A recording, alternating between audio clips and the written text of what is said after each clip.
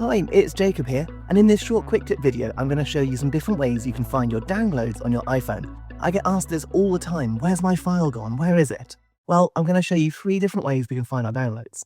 And the last one is one that I use all the time. If you haven't tried it before, I think you're going to love it.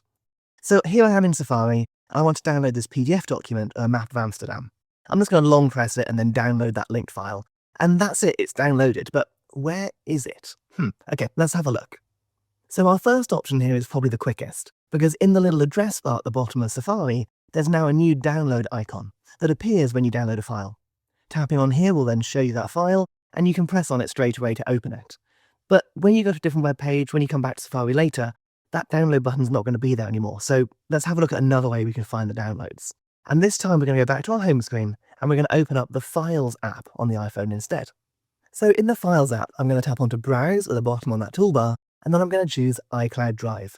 Our downloads are actually synced over iCloud between devices, which can be quite helpful. In iCloud Drive, you're going to see a downloads folder here, and that's where they live. All of your downloads from Safari and emails and everything else are all in this folder. I can tap on one and it will open it straight up in whatever app it needs on the iPhone. But I promised you 3 ways.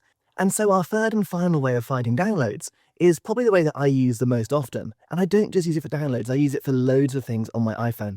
So anywhere on the home screen, anywhere you've got the app icons, I'm simply going to swipe down in the middle of the screen slightly, and it will bring up a search bar just like this.